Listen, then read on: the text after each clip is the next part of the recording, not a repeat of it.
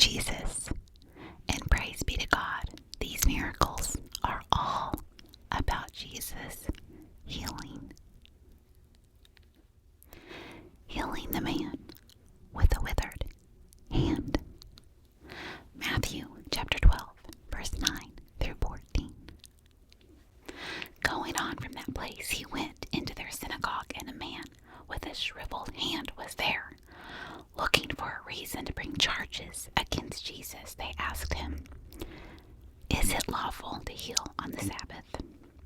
He said to them, "If any of you has a sheep and it falls into a pit on the Sabbath, will you not take hold of it and lift it out? How much more valuable is a person than a sheep? Therefore it is lawful to do good on the Sabbath." Then he said to the man, "Stretch out your hand." So he stretched it out, and it was completely restored, just as sound as the other. But the Pharisees went out and plotted how they might kill Jesus.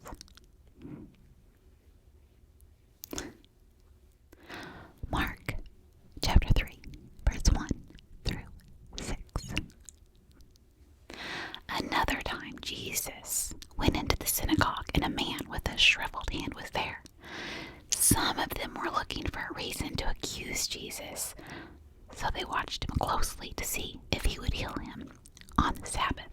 Jesus said to the man with the shriveled hand, "Stand up in front of everyone."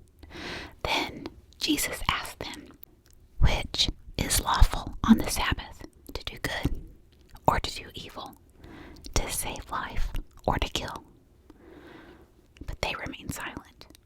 He looked around at them in anger, and deeply distressed at their stubborn hearts, said to the man, "Stretch out your hand." He stretched it out, and his hand was completely restored. Then the Pharisees went out and planned with the Herodians how they might kill Jesus. Luke chapter 6, verse 6 through 11. On another Sabbath, he went into the synagogue and was teaching, and a man was there whose right hand was shriveled. The Pharisees and the teachers of the law were looking for a reason to accuse Jesus, so they watched him closely to see if he would heal on the Sabbath. But Jesus knew what they were thinking and said to the man with the shriveled hand, "Get up and stand in front of everyone." So he got up and stood there. Then Jesus said to them, "I ask you, which is lawful on the Sabbath, to do good or to do evil, to save life or to destroy it?" He looked around at them all and then said to the man, "Stretch out your hand." He did so, and his hand was completely restored. But the Pharisees and the teachers of the law were furious and began to discuss with one another what they might do to Jesus. Healing the Centurion's servant. Matthew chapter 8, verse 5 through 13. When Jesus had entered Capernaum, a centurion came to him asking for help. "Lord," he said, "my servant lies at home paralyzed, suffering terribly." Jesus said to him, "Shall I come and heal him?" The centurion replied, "Lord, I do not deserve to have you come under my roof, but just say the word and my servant will be healed. For I am a man under authority, with soldiers under me. I tell this one, 'Go,' and he goes, and this one, 'Come,' and he comes. I say to my servant, 'Do this,' and he does it." When Jesus heard this, he was amazed and said to those following him, "Truly I tell you, I have not found anyone in Israel with such great faith. I say to you that many will come from the east and the west and will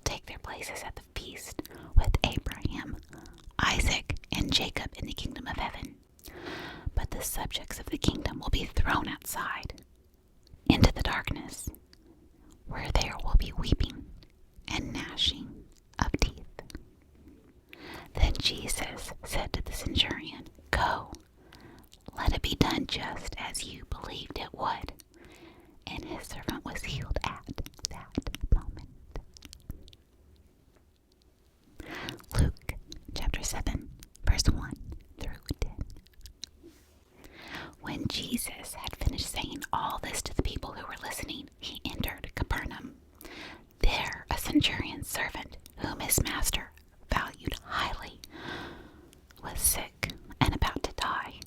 The centurion heard of Jesus and sent some elders of the Jews to him, asking him to come and heal his servant. When they came to Jesus, they pleaded earnestly with him, "This man deserves to have you do this, because he loves our nation and has built our synagogues." So Jesus went with them.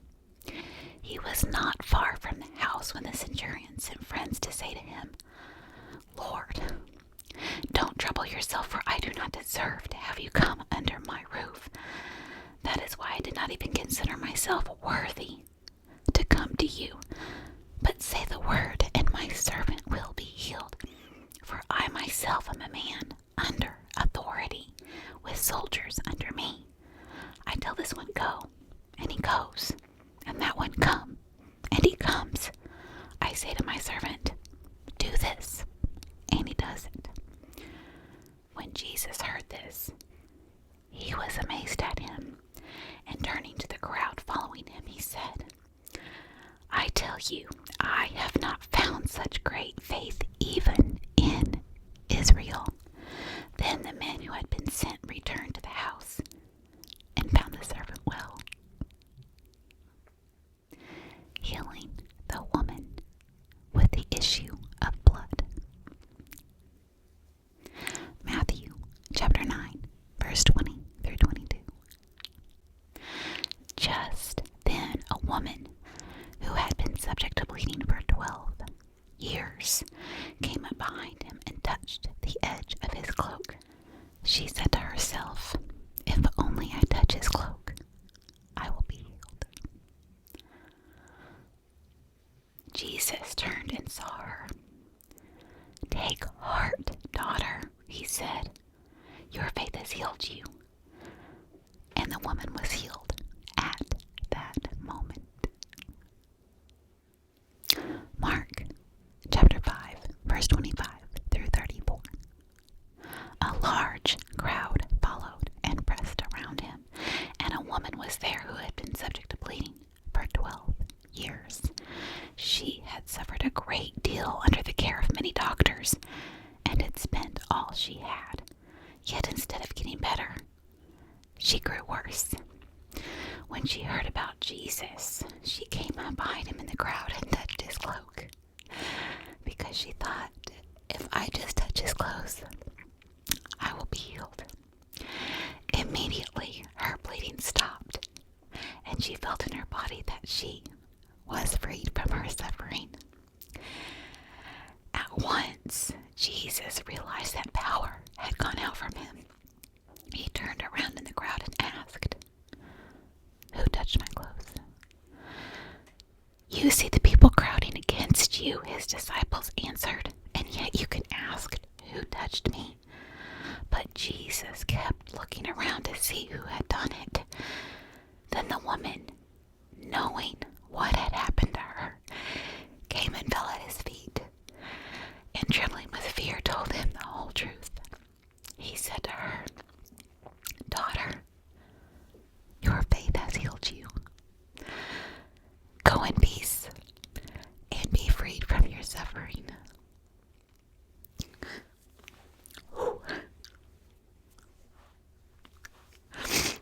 That one got me, guys. Luke chapter 8, verse 43 through 48. As Jesus was on his way, the crowds almost crushed him, and a woman was there who had been subject to bleeding for 12 years, but no one could heal her. She came up behind him and touched the edge of his cloak, and immediately her bleeding stopped. "Who touched me?" Jesus asked. When they all denied it, Peter said, "Master, the people are crowding and pressing against you." But Jesus said, "Someone touched me. I know that power has gone out from me." Then the woman, seeing she could not go unnoticed, came trembling and fell at his feet. In the presence of all the people, she told why she had touched him and how she had been instantly healed. Then he said to her, "Daughter,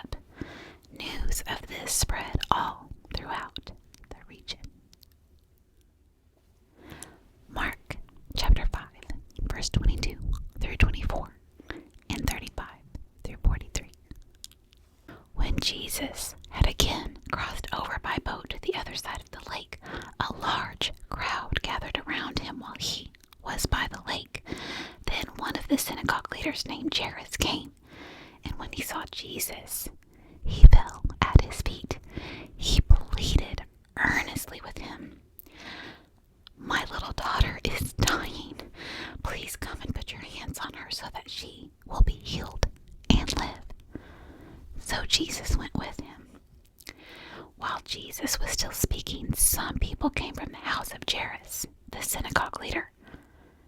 "Your daughter is dead," they said. "Why bother the teacher anymore?" Overhearing what they said, Jesus told him, "Don't be afraid. Just believe." He did not let anyone follow him except Peter, James, and John, the brother of James. When they came to the home of the synagogue leader, Jesus saw a commotion with people crying and wailing loudly. He went in and said to them, "Why all this commotion and wailing?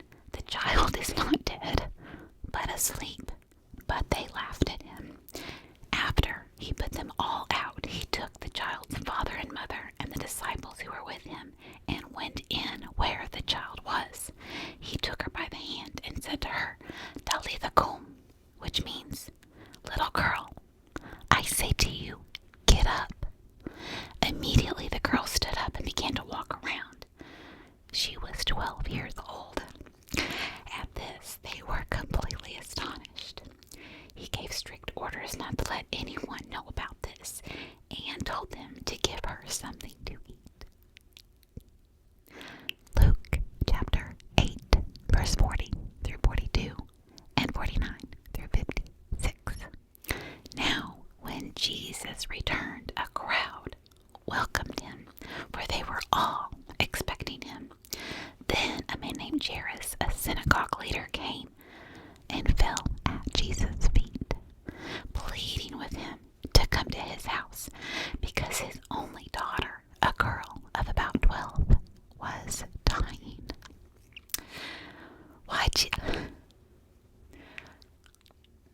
While Jesus was still speaking, someone came from the house of Jairus, the synagogue leader.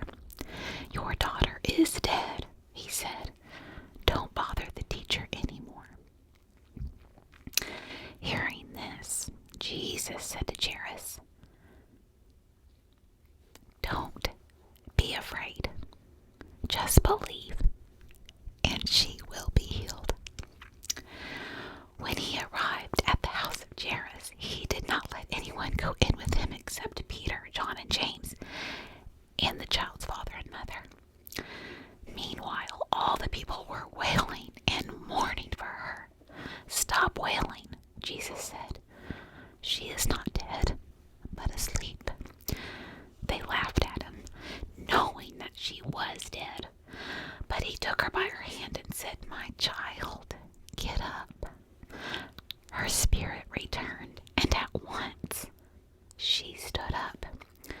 Then Jesus told them to give her something to eat. Her parents were astonished, but he ordered them not to tell anyone what had happened. Healing the blind and mute. Matthew chapter 12, verse 22 through 23.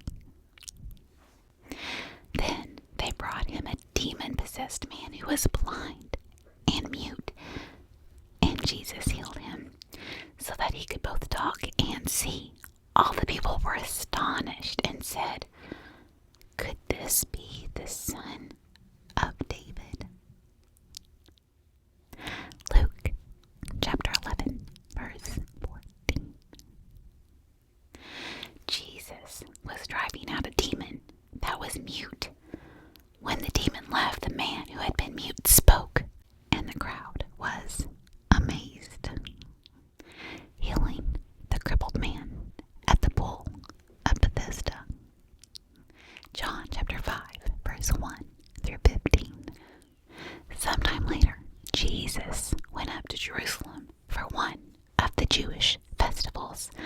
Now there is in Jerusalem near the sheep gate a pool, which in Aramaic is called Bethesda, and which is surrounded by 5 covered colonnades. Here a great number of disabled people used to lie: the blind, the lame, the paralyzed. One who was there had been an invalid for 38 years. When Jesus saw him lying there and learned that he had been in this condition for a long time, he asked him, "Do you want to get well?" "Sir," the invalid replied, water is stirred. While I am trying to get in, someone else goes down ahead of me." Then Jesus said to him, "Get up, pick up your mat, and walk." At once, the man was cured. He picked up his mat and walked. The day on which this took place was a Sabbath, and so the Jewish leaders said to the man who had been healed, "It is the Sabbath. The law forbids you to carry your mat."